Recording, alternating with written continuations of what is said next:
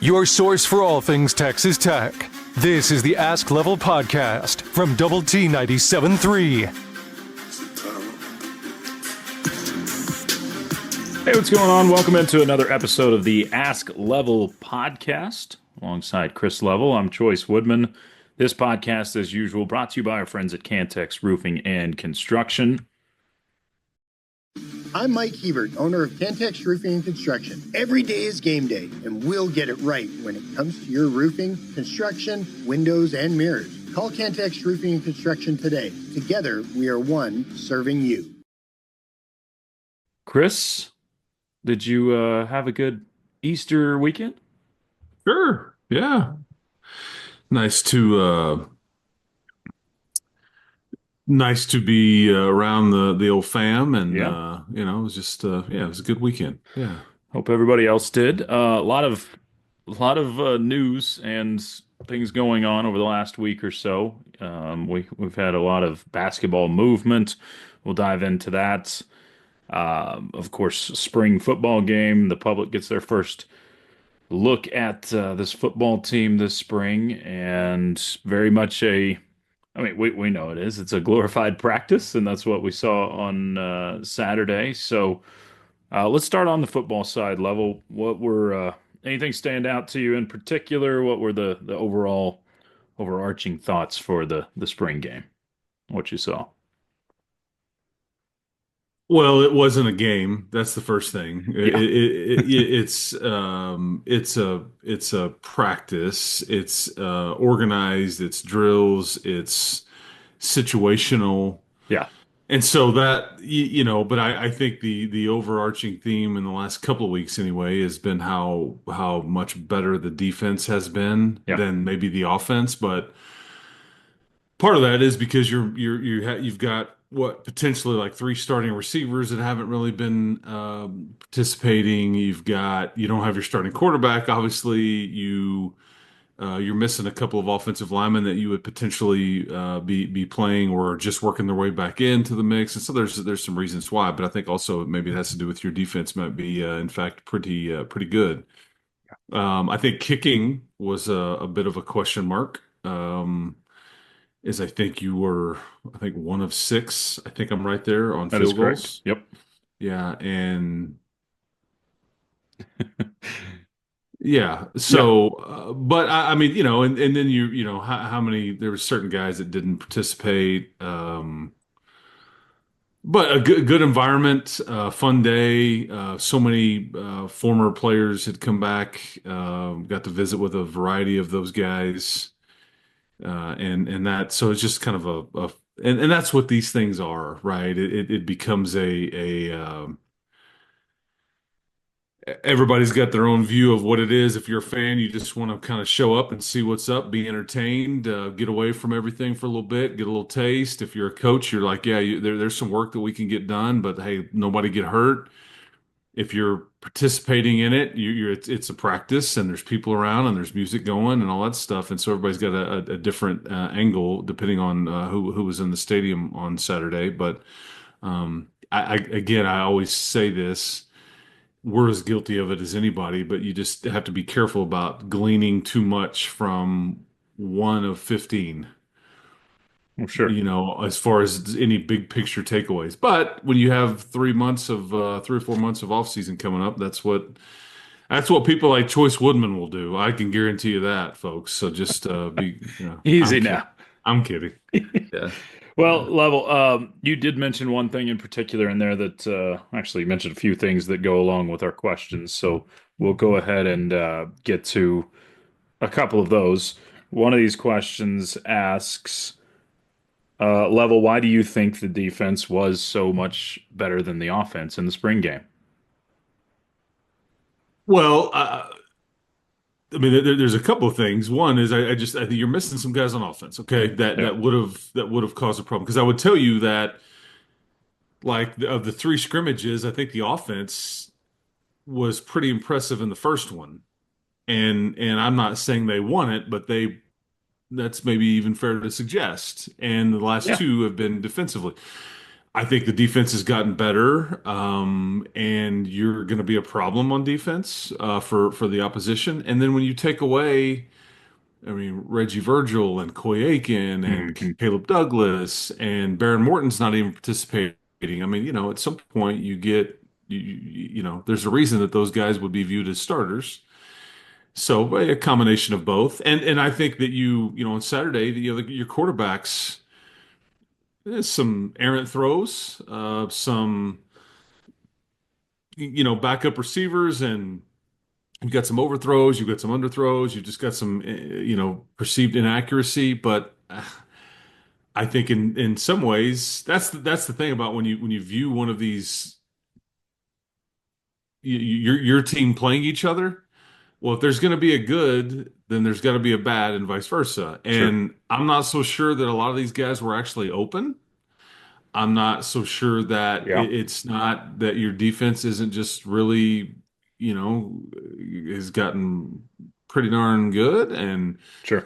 Um, and then I think sometimes quarterbacks, Joey even talked about this after the game, is like it's why it's like remember when the whole Johnny Manziel thing at A&M, and he wasn't even the starter, Yeah. prior to that year. Then they play, University of Florida in like one of the first SEC games, I guess, that they played, and Cliff was there as the OC, and all of a sudden they put this kid on the field, and it's like, what were they doing? What Yeah. were they thinking? And he would end up going on to win the Heisman Trophy. And I think when you're a quarterback in these controlled situations, you can hold on to the ball longer than you normally would because you're not going to get hit. And if Right. you get hit, somebody's going to get their ass thrown out of practice, or people are going to freak out Sure. if you touch the guy. I guess on Saturday it would have been in the red jersey, Hmm.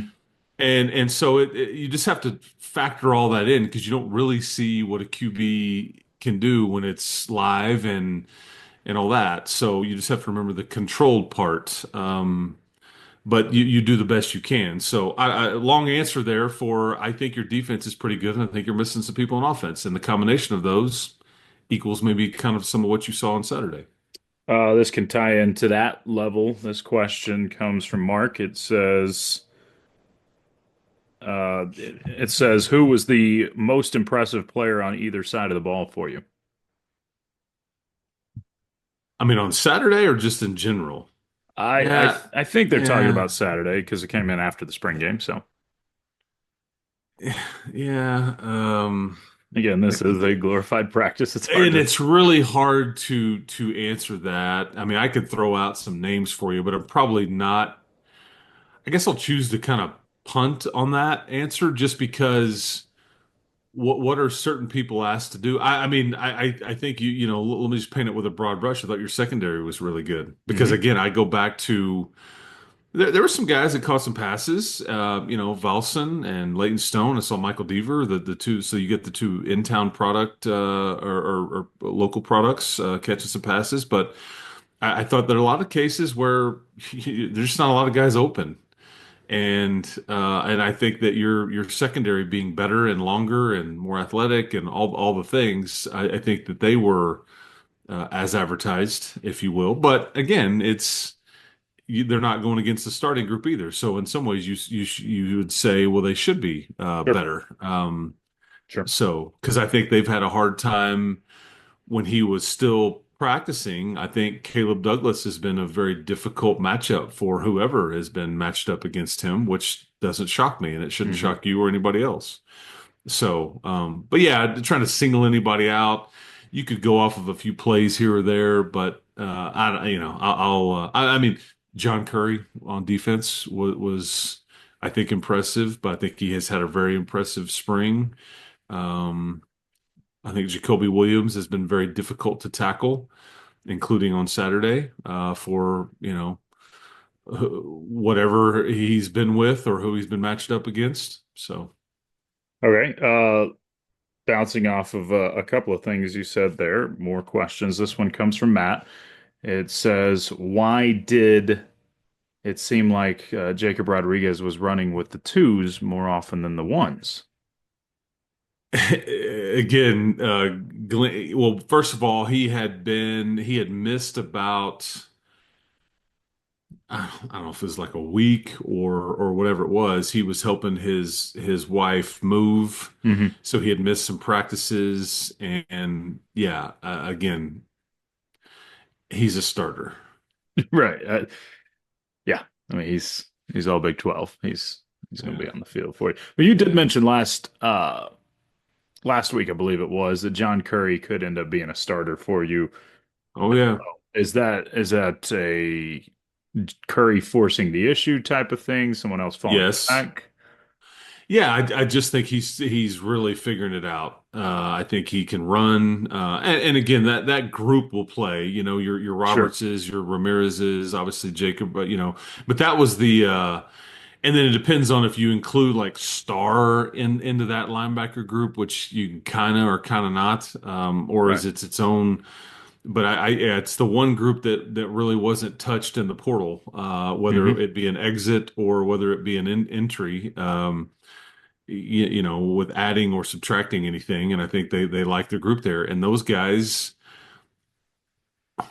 are going to have a different view in front of them now because of what you have added, Sure. which theoretically should make their job a bit easier or cleaner in being able to, make plays and things like that.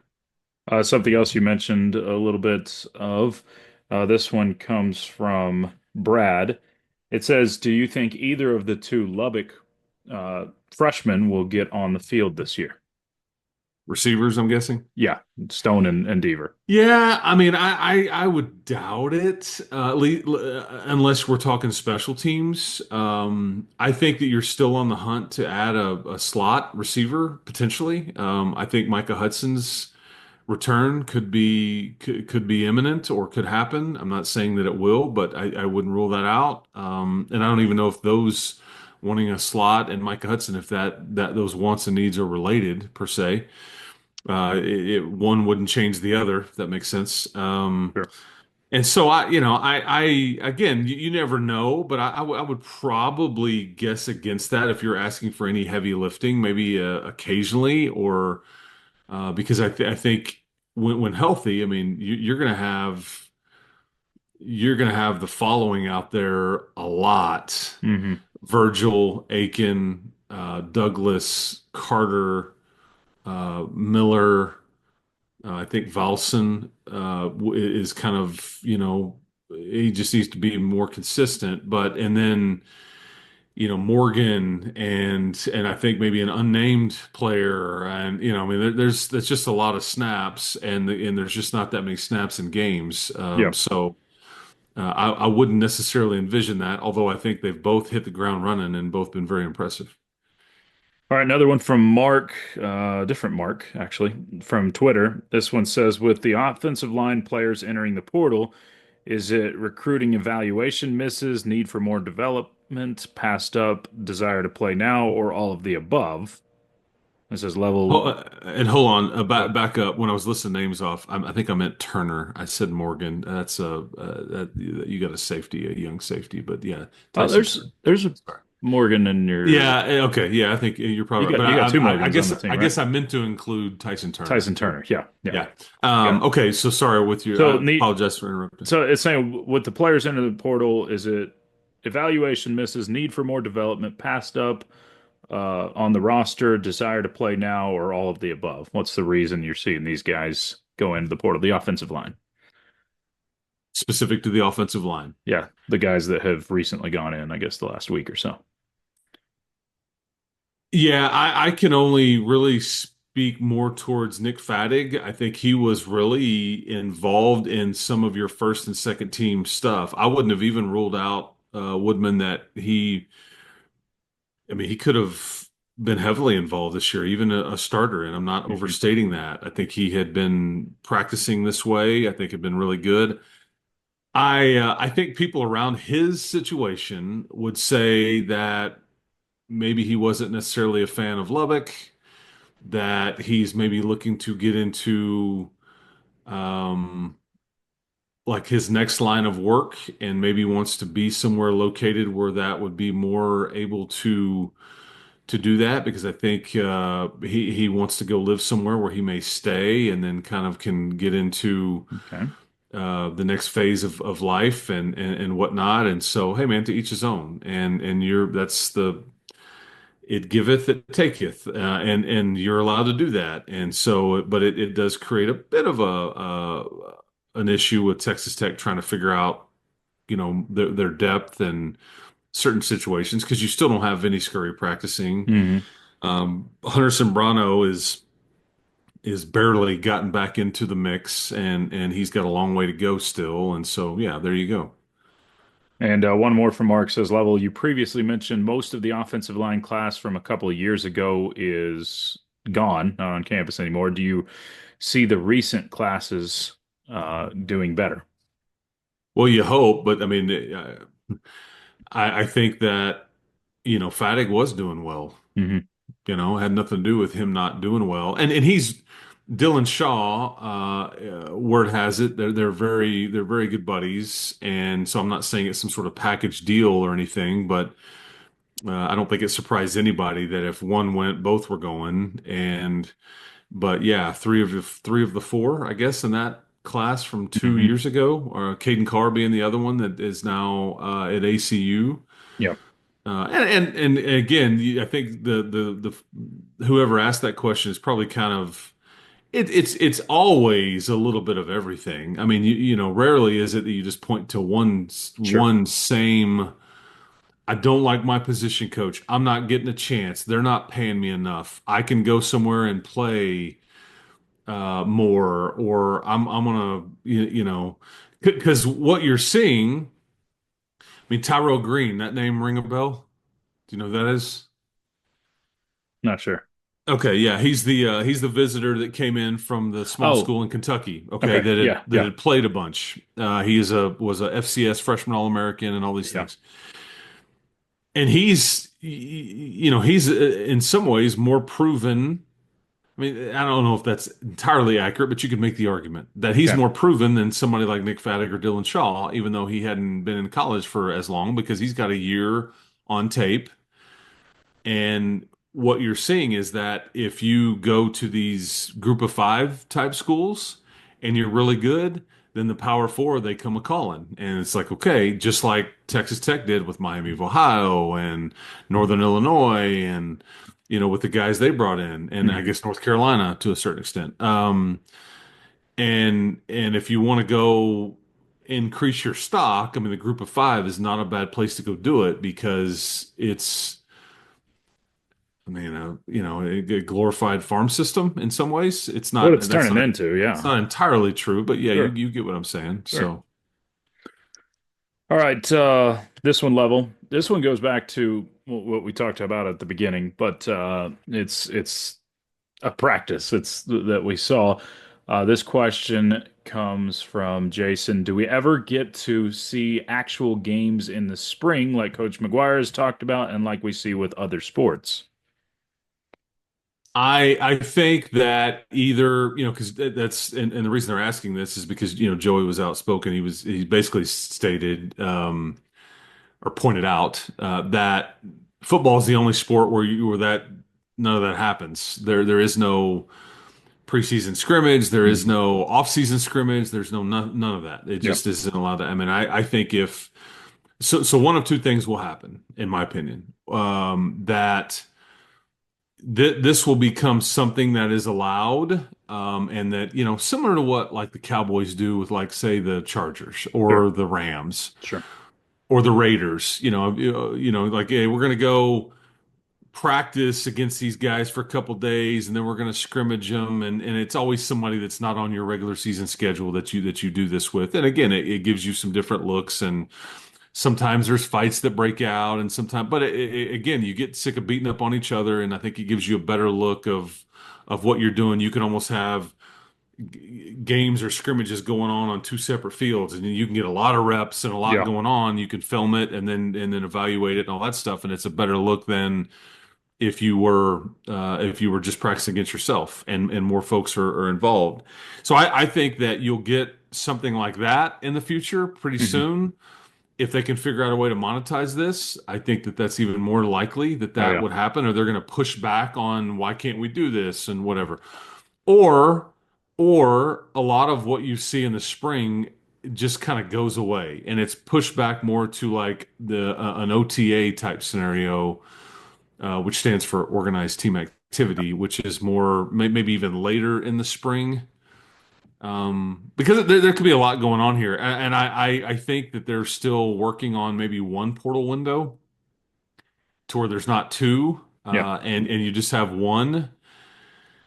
So there's a lot going on there. I'm suggesting a lot, but I think that yeah, changes are coming. I just don't know exactly because it's like which fork in the road do they take, or where's the push? Is it for door number one, door number two?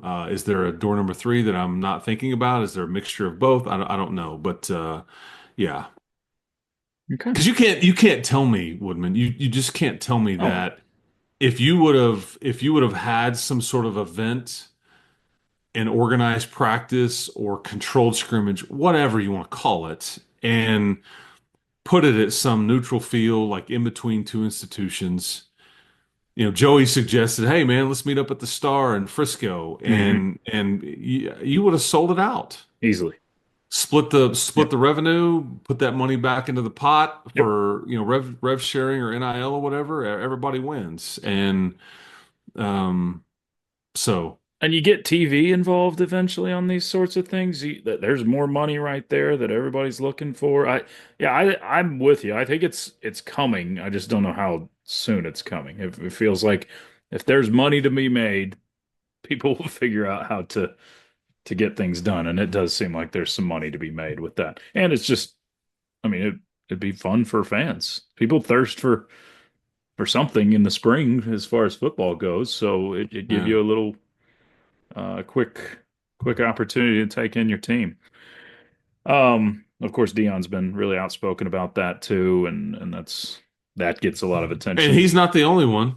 I mean, yeah, I just think it makes a lot of sense. It's like Sure.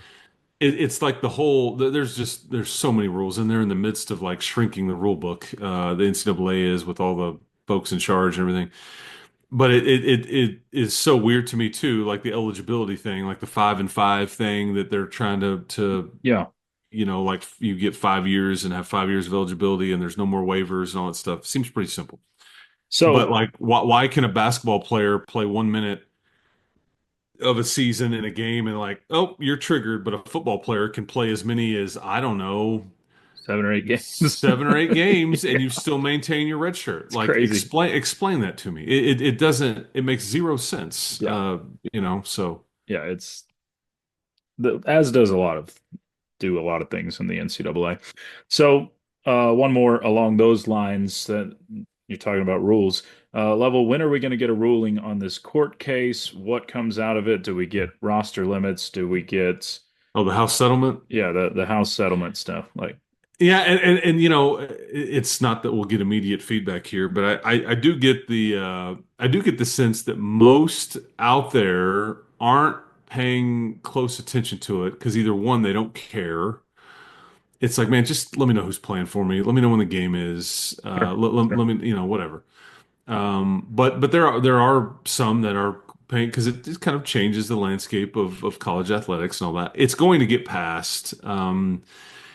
It's just and I think that the commissioners and NCAA or whatever they've got together and they're pushing back on the judge's decision to um, grandfather in or phase in roster limits. I think they're saying no, this is what we want. We're Hmm. going to stand firm on this, and so I don't know exactly. How much Is can you she fight gonna? a judge, though? That's Well, I think that as long as it's well reasoned, okay. and as long, maybe there's a little leeway there, but I think that again, I was surprised. I'm like, okay, well, this is what she wants. They're going to come back and go, okay, we'll grandfather them in, or we'll phase Yeah, this in over yeah, a that's what two I or three thought. year, a 2 year, 3 year span.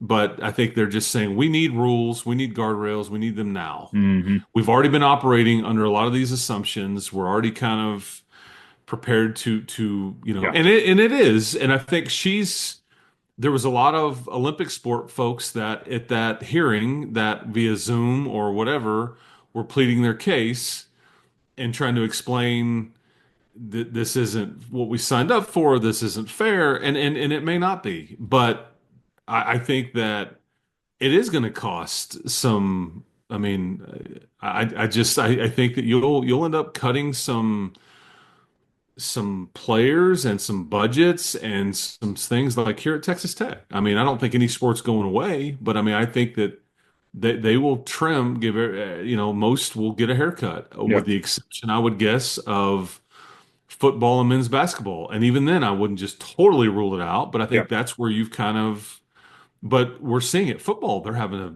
cut, and make some tough decisions because you saw a lot of guys get into the portal this last week that I think were probably not going to make the 105. And I think Joey's trying to give them as much time as he can to go seek employment elsewhere or go seek. I know I'm not supposed to use that word employment. That's a taboo. I think you're okay using it now. But that's the reality of it. Sure. Go seek playing time or a spot elsewhere, and you want to give them as much time as possible.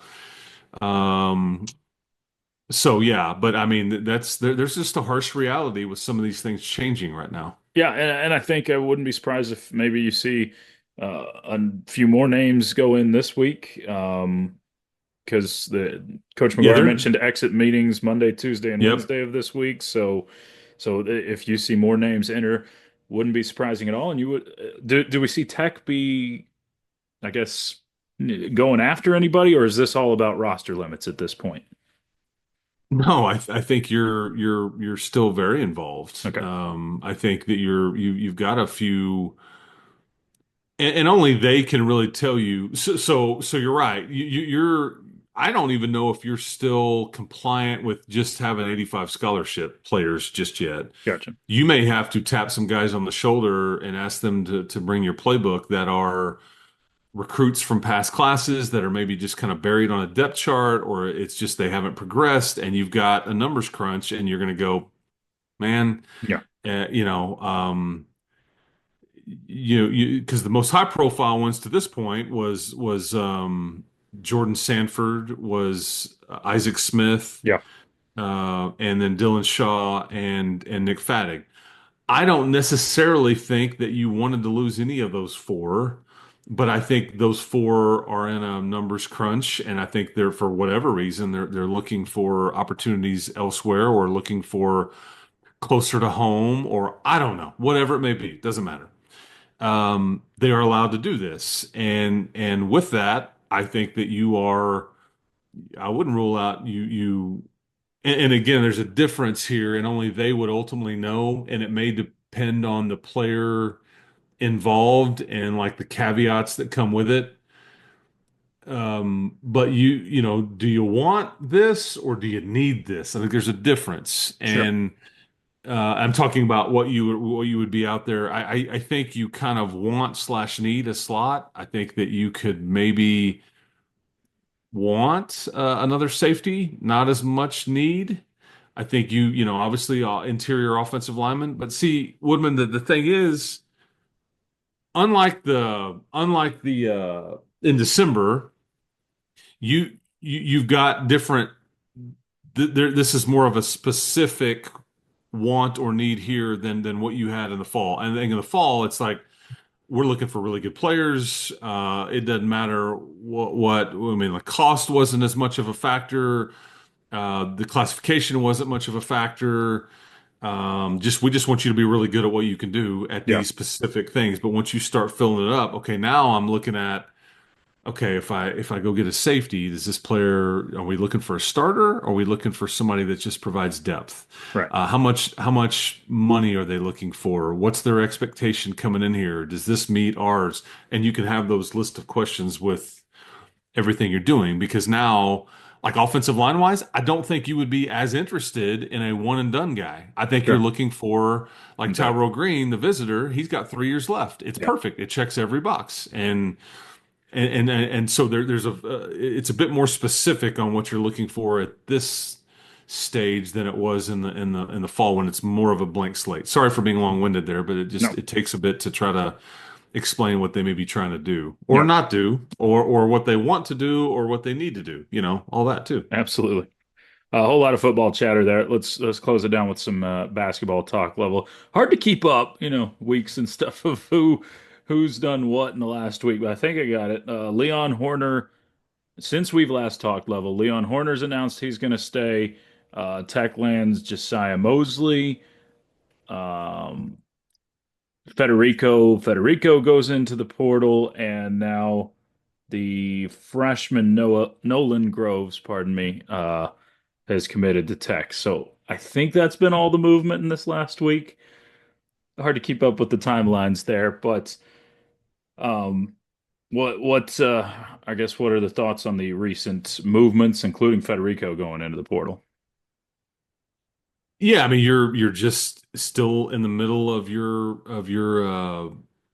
I mean if there was a if you put a sign up on the Womble over there, it would just say construction ongoing. I mean Sure, sure, you're still under construction on putting your team together. I don't know how in a hurry you are. I don't know if you are in a hurry. I don't know how much money they would have left, whether it be Matador Club or rev sharing finances. I do think there is a couple of, again, it goes back to want and need. I do think you need a big Mhm. if Federico is headed elsewhere.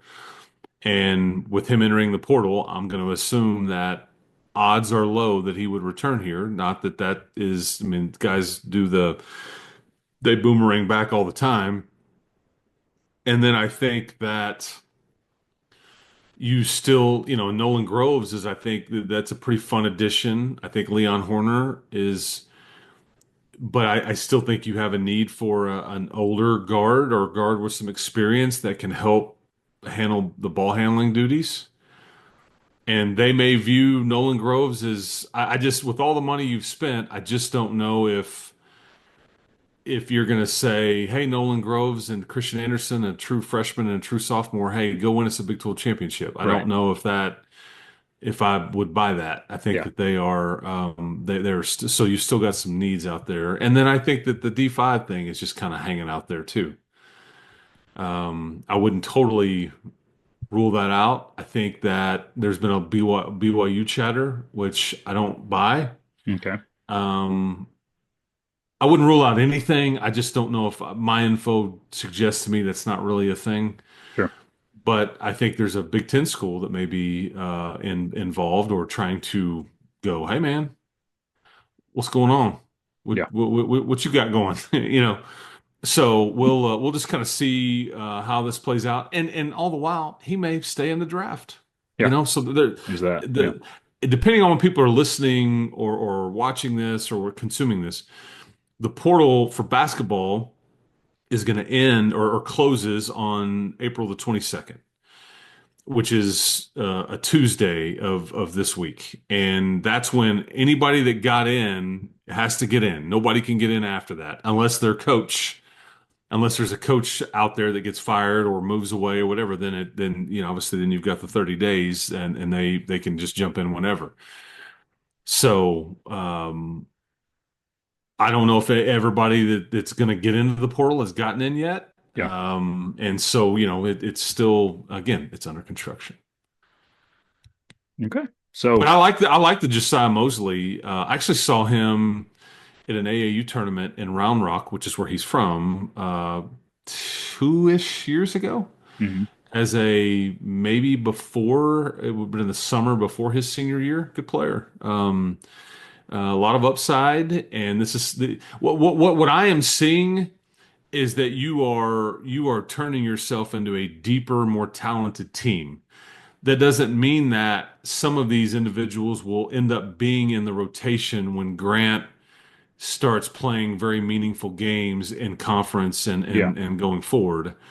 But I think that he now has more pieces that he can actually put or theoretically put into a game and say, "Hey man, go give us a few minutes," or this guy's hurt. Let's turn this guy loose. Whereas I don't know if like Corbin Green just never was going to play. Jack Francis, when he got in, you're blowing people out. Leon Horner, they were trying to, maintain maybe a medical red shirt or maintain something there Yeah. potentially, and not trip the wire on putting him into too many games. EY obviously was hurt, so I think you've like enhanced the your depth in the back end of your bench, if anything, and maybe you've done more than that. One more quick question, Level. This one says, is there any timeline on when Coach McCaslin could be hiring new coaches? If you followed Grant, and I just think he's extremely measured and patient there. I Mhm. think that it is. I think the couple things of happening there. One, you're trying to figure out your team. This is the more pressing need. It's the more timely need. And Yeah. then two, I'd be willing to bet you that he probably has a loose idea, and I wouldn't rule out a promotion from within.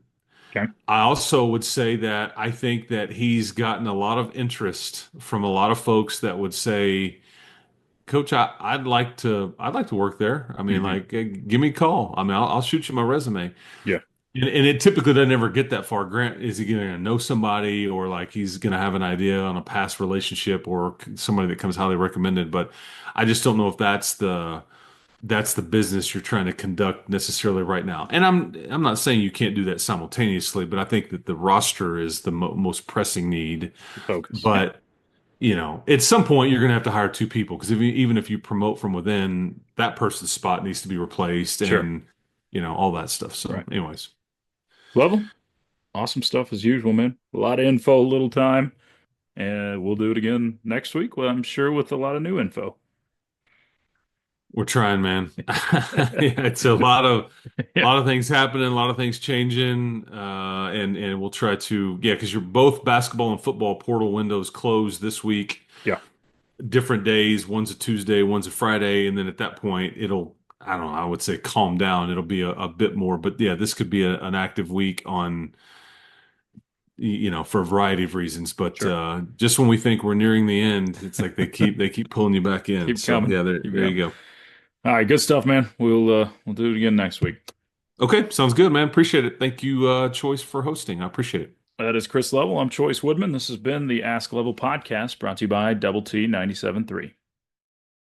You've been listening to the Ask Level podcast, powered by Double T 97.3.